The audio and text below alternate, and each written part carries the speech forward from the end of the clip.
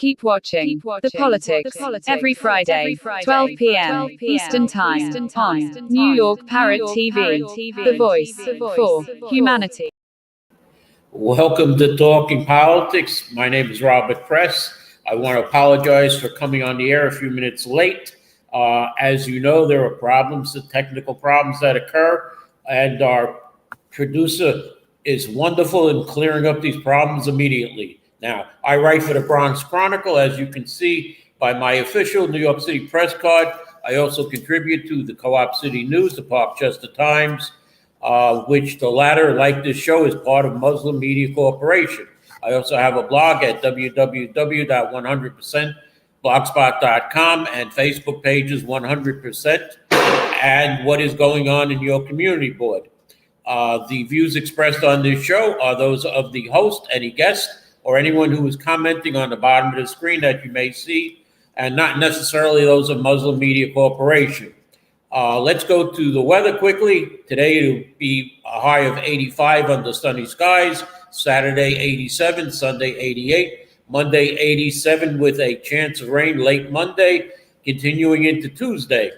Now, our reservoirs are slightly behind in their normal levels of where they should be, so remember not to waste water, or we could be asked to cut back on our water usage.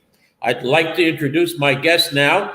He is my former co-host, Anthony Ravecchio, who will be 64 on July 30th. So pre-happy birthday, Anthony. Can you bring on Anthony, please? He is a hotbed of political information. But first, I want to know, Anthony, I went to vote for Kamala Harris. And I went to vote in the Democratic primary in April, and Kamala Harris wasn't on the ballot. All of a sudden, she's the nominee. What happened? Is this a bait and switch? Well, as I said to someone that asked me that the other day, I guess Joe Biden forgot. I mean, it sounds almost like this Just Home thing here. Here's a little thing from Just Home on June 8th. 2022 to their advisory board, where they say they're going to put in patients in the Just Home project, include those with congestive heart failure, stage 4 cancer, or end-stage renal disease. But that's June 8th. However, I have here dated March 1st, which was sent to Assemblywoman Natalia Fernandez, that says the same thing. So, but then on Tuesday, May 16th, the Health and Hospitals Corporation says, well, this project now has been changed to include individuals that are considered medically complex, which may include individuals with mental/substance abuse issues. Then we get another one that says, based on recent data, among the GCCS patients, 76% had at least one significant health diagnosis, recent active cancer, pulmonary related, lung disease, heart related, diabetes, immune compromised. And Mayor Adams had a town hall meeting in Morris Park, which he spent 25 minutes on the Just Home project. He went to Dr. Katz and asked him questions about the Just Home. Dr. Katz said it's a wonderful program. He said, Dr. Katz, what is going to happen there? Dr. Katz says, just like our programs in Queens, where we built a nursing residence, and in Brooklyn and Woodhull Hospital, we built supportive housing and affordable housing. But when it came to what's going to happen here at Just Home, Dr. Katz didn't know what was going on, and the CAU commissioner, Fred Keisman, he was the one who said, well, it's going to be 65 units and 25 affordable units. I would think Dr. Katz, who's the head of Health and Hospitals Corporation, should know what's going into his hospitals. But, he seems to be. And when I looked up about this thing about the Brooklyn Woodhull campus, it seems that they have built at 171 Throop Avenue a residence in 2019, just, for the recently released prisoners or inmates, as they call them, from Rikers Island and low-income housing. Now, last year, in September of 2023, they broke ground at 171 Throop Avenue, which is also on the Woodhull campus, to build another building for supportive housing and low-income housing for residents that are single male adults coming out of Rikers Island. So I was able to ask Dr. Katz at the end of the meeting, Dr. Katz, you're building 2 buildings on the Woodhull campus. Does this mean our Jacoby Hospital will have a second or a third building? Well, he just walked away from me. But let's get back to politics now. All right, No, we know Bob, that. Bob, if I might, because you really Right. compacted a lot of stuff there. And I guess it's actually good to hear that Dr. Katz did ask, or I should say answered some questions while I know he was on the phone 95% of the time at the meeting. So it's good to know he answered a few questions. But you really compacted a lot. You know, to me, and I'll try to make a very long story short, to me, as I said to many people, especially here in the Bronx over the last 20, 30 years, we really have to see what our institutions are now getting involved with. You know, today's institutions are not doing what they would have done 10, 20, 30, 40 years ago. What I mean by institutions, you use hospitals for an example. I can use the word churches, you know, as another example. But again, they're all based into institutions. And I really think, especially here in the Bronx, but all 5 boroughs, because you mentioned Brooklyn as another perfect example, you know, where they're sort of changing their mission, and no one can say it's not because of money, because it's all about the money. Yes, and as a matter of fact, by you in the Norwood Bedford Park area, North Central Bronx Hospital will be housing about 120 of these people from Rikers Island, since there won't be any infirmary anymore in the city jails, so they have to go somewhere. And at North Central Bronx, these are the people that they will have Department of Correction personnel over there guarding these people because they have committed such heinous crimes. But at Jacoby, there's only going to be a security guard at the front desk where these people are free to roam. And the community is very worried, and so is Councilwoman Christy Marmorato. I said to many people on your side of town, what I lovingly call the east side, you know, all you guys have to do is come to the northwest side, and you would see over the course of the last 20 years, what I believe in many different elements are now going to come to your side within the next 20 years. You use the security guards as an example. The reason why I smiled is because when Montefiore, as well as the North Central Bronx, started to expand, let me call it, they had to hire security guards for different projects. And some of them were very competent. A lot of them weren't. So, and then of course, some know exactly what they are and what they're not. So if a little old lady needs help across the street, I'm sure a security guard will help. If they hear a gunshot, I'm sure they're going to run. Mm-hmm. But let's get back to politics. And also remember, Bob, if I might, you know, a lot of people say, well, Anthony, you know, justify some of the things you're saying, especially recently on your side of town. Montefiore has a real estate department that's probably bigger, or I should say would be probably within the top 10 of all the real estate companies here in the state of New York. And I tell people all the time when it comes to Jacoby, you know, look at that.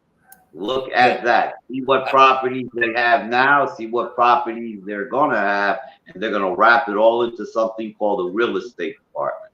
Well, what happened is Montefiore, under the Einstein name, bought part of the South Campus from Jacoby, where they've expanded.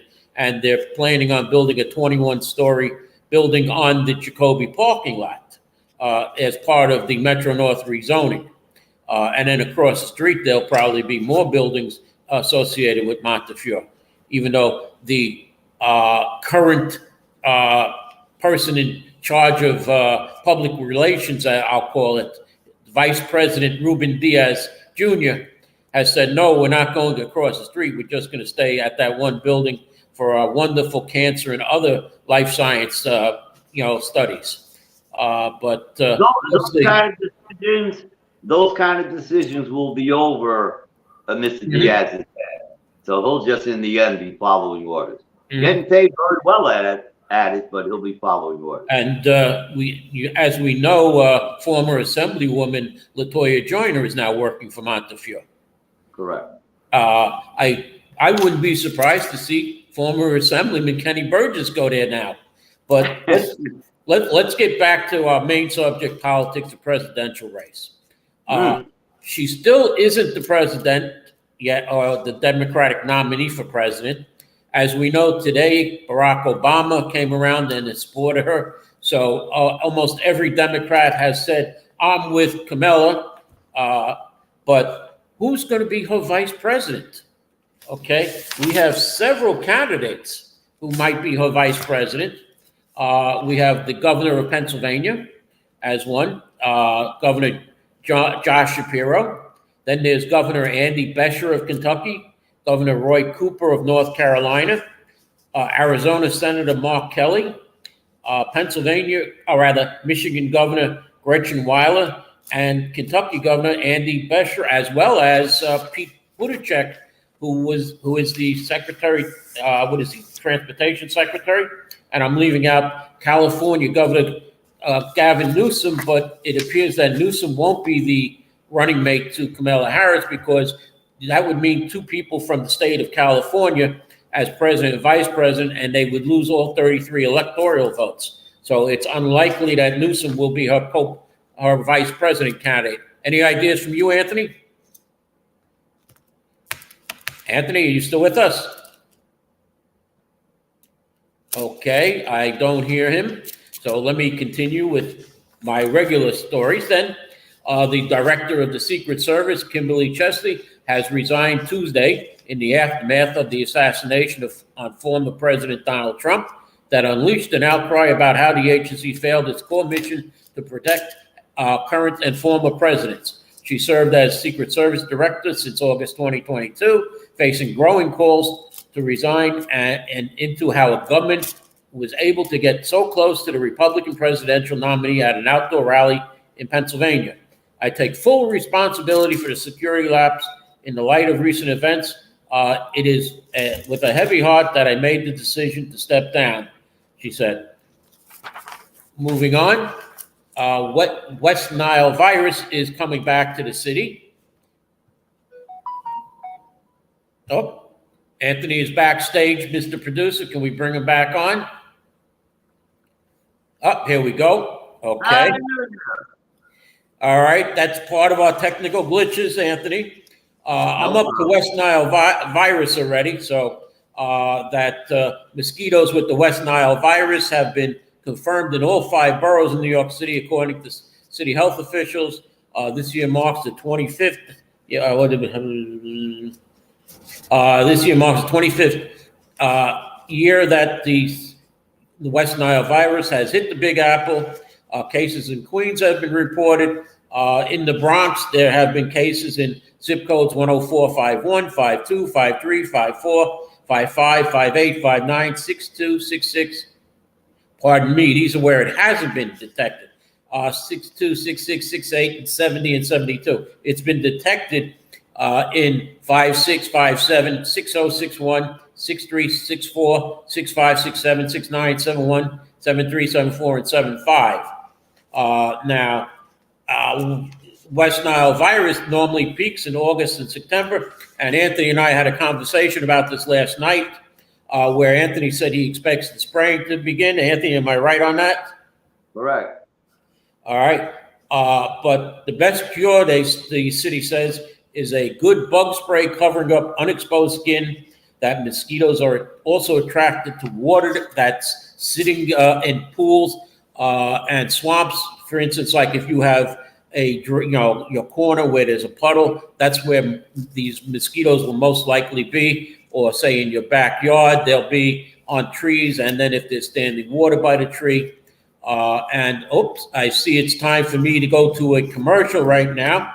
So let me go to a commercial, and Anthony and I will be coming back with a hot topic, the borough president race. So let's go to commercial, Mr. Producer.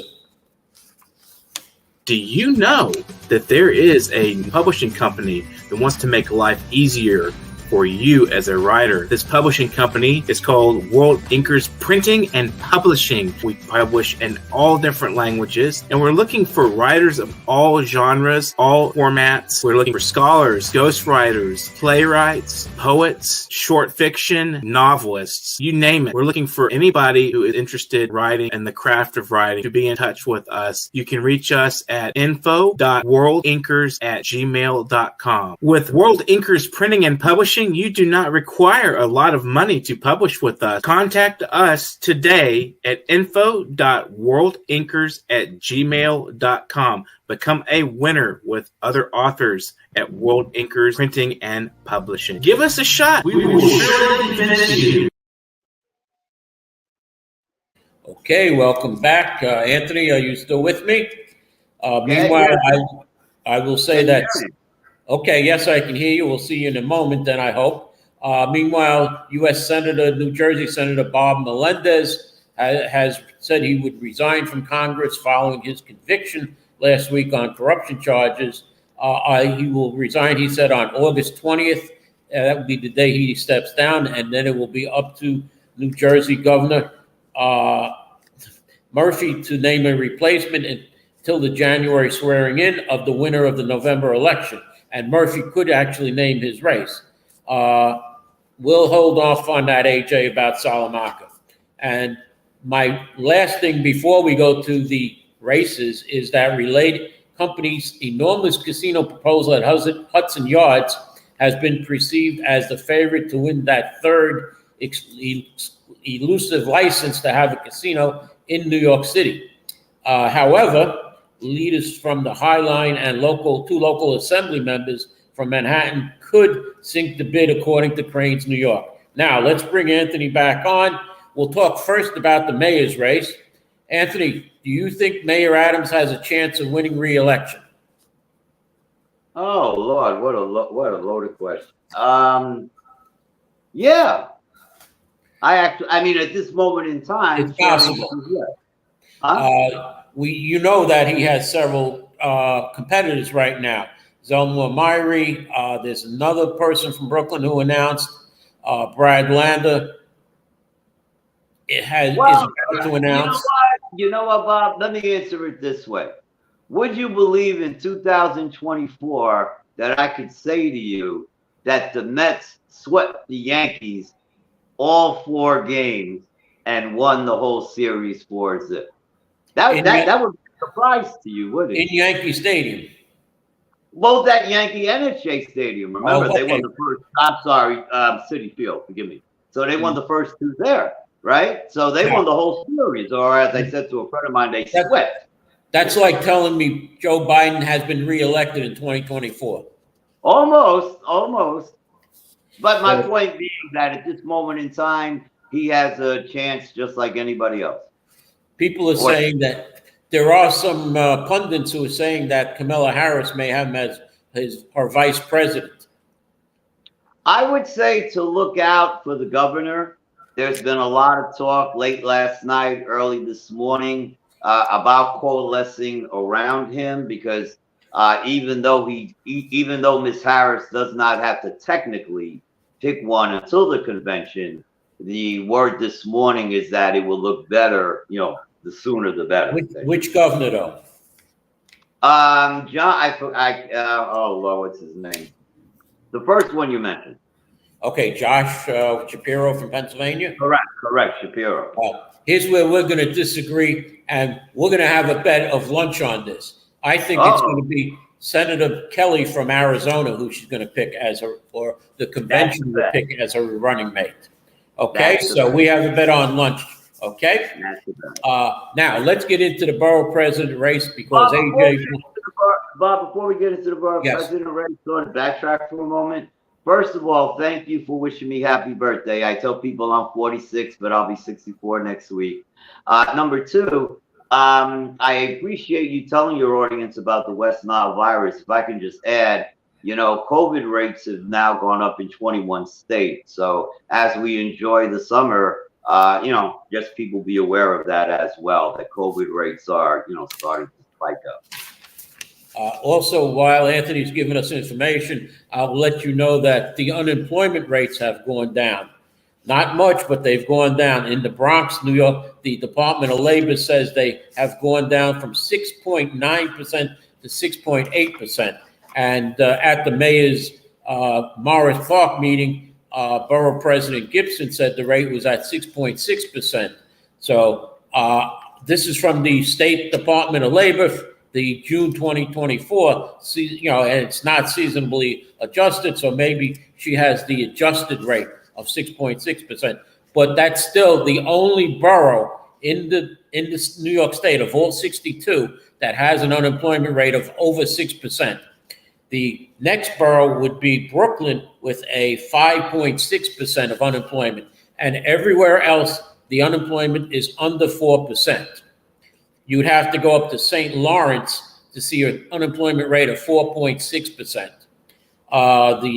And that's unfortunately the problem we have is unemployment. But let's go into Bob, again, if I might, real quick. Right. Unemployment. Of course, you can look at the 5 boroughs. That's a trickle-down effect. Of course, it all comes from the national numbers, and yes, we've been averaging around $200,000 people weekly applying for unemployment insurance. However, in today's economy, what that means is that more people are working. So yes, the unemployment rate going down and it's trickling down. What always concerns me, though, especially in the inner boroughs, is what type of jobs are they getting? Right, the Bronx is called one of the poorest boroughs in the nation. Well, if we're getting jobs, right, as they claim, well, what type of jobs are we getting? Are we getting the type of jobs that's keeping us impoverished? So that's something I'm concerned about. So when people say to me, the employment rate, the unemployment rate, yeah, you can put that into the conversation, but does it really help the Bronx when you have job fairs and the only thing that might be available are security guards or McDonald's jobs that are paying $15 an hour? Nothing wrong with those jobs, and they will help to pay whatever it is one has to pay. But is that really what we want? Yeah, you're talking even these e-bike delivery boys now. Yeah, there's a fight on that. In the past, it was a fight for the Uber drivers because they were competing with taxi cabs. But while you add on one end, you're taking away on another end. All right, because we see our local businesses hurting, our local small businesses, and they're hurting because Amazon is doing better. Amazon is hiring people to pick their products, put them on the trucks, and then deliver them. Now, that's a good idea. That's helping, keep the unemployment rate down. But in reality, you're hurting the mom and pop store that may have to lay off a person because they can't afford it. The rent has gone up, the business has gone down, so they have to lay off somebody that they might have had. All right, we've seen this many times on TV where kids go for a job and the owner says, I can't. Business is bad. I can't. But, so this is what's happening, especially with the people buying online. Let's go into, though, the Bronx Borough President race. Okay. We see 2 of the Bronx's most powerful politicians are preparing to face off for borough president next year in what's already shaping to be a competitive and expensive race. Councilman Salamakert, who chairs the powerful Land Use Committee, which is not as powerful as it used to be when June Island had the land use chair. Do you remember June Island, Anthony? 1990s, correct?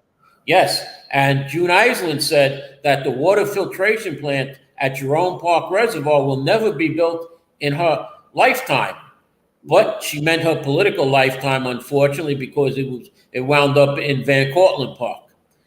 After she was out of office, and Councilman Oliver Coppell, unfortunately, was the councilman. We are now 3 council members away from Oliver Coppell, with Councilman Andy Cohen having replaced Coppell, and now it's Councilman Eric Dinowitz, the son of Assemblyman Jeffrey Dinowitz. I see you're no longer with me, Anthony. Are you still with me? I can't hear him. Well, let me just go into this.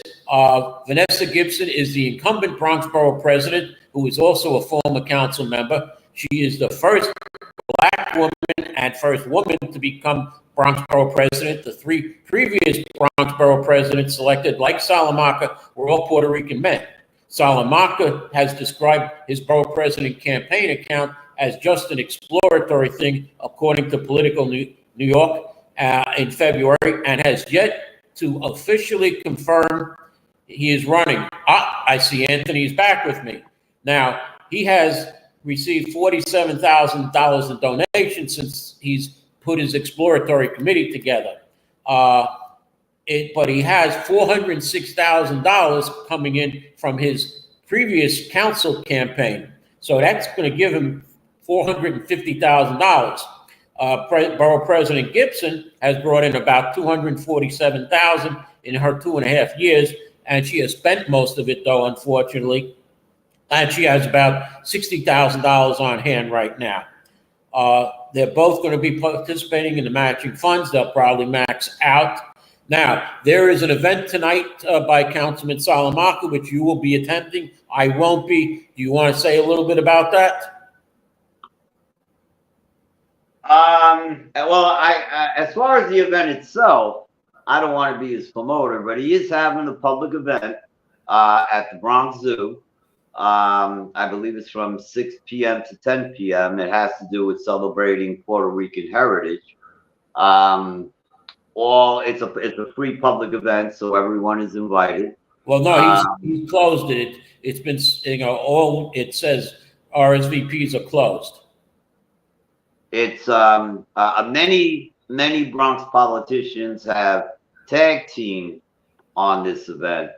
Congressman Adriana Westballard, Assemblywoman Yudelka Tapia, Councilman Oswald Felix, Councilwoman Karina Sanchez. So some believe that there could be a major announcement tonight. Mr. Salamanca has not formally announced yet. Many people think he might do that tonight. Now, would that mean that the Espaillat-led crew of Dominican power broker, or Espaillat as a Dominican power broker, do you see him backing Salamanca? Because it appears now that the Bronx Democratic Party is leaning towards incumbent borough president Vanessa Gibson. Well, that's why I said a little bit earlier, right? Anything can happen, especially in politics. I think you actually came up originally with that line. That's right. To answer your question, I think there's no doubt now that people will have to show their hand. So sometimes politics is like a game of 5-card or 7-card poker. The first round, second round, third round, you can bluff. Zigzag along, play both sides. But when you get to that 4th, 5th, or 6th card, your hand better be real. And I would say we're at the 5th, 6th card right now. So I would presume it will be a wonderful event. I presume it will be, it's a well-timed event. I presume he will have some of his supporters there tonight. I would not be surprised if a fundraiser is announced very shortly. Tonight is not a fundraiser, but it wouldn't surprise me if one is announced shortly. Our current borough president, Vanessa Gibson, does her fundraising on a quarterly basis. She has really never stopped. So you're going to start to see the hands now show themselves. And as you mentioned a moment ago, there seems to be a little zigzagging taking place, right? If you would have asked this question 2 years ago, people would have said, "Oh, counties for Salamanca, 100%. This is where we're going to go." I don't think you're going to find too many people saying that anymore. Well, I'll tell you, and the story about Rafael Salamanca in 2020 losing his district leadership, and then a couple of weeks later, Rafael Salamanca, who was supposed to run in 2021 for borough president, pulled out of the race. And political consultant to the Bronx Democratic Party, Jason Laley, came over to me when I saw him one day and said, "You killed our borough president candidate." So that goes to what Anthony says. And it would be a surprise because people thought that the SBI crew would be with the incumbent borough president, but it seems like after the Marjorie Velazquez defeat that they're switching sides if they're going to be this close with Councilman Salamanca. So let me close the show here. Wish you a happy time tonight. Don't drink too much, Anthony. And I hope you get home safe because your neighborhood has changed. Okay. Well, a lot of our Bronx neighborhoods have changed. Yes. Yes, even Riverdale and even the East Bronx are changing now. So, like I said, let me wish you, Anthony, a happy birthday. And let me wish our viewers, I want to thank you for watching, and I hope to see you next week here on Talking Politics. Thank you.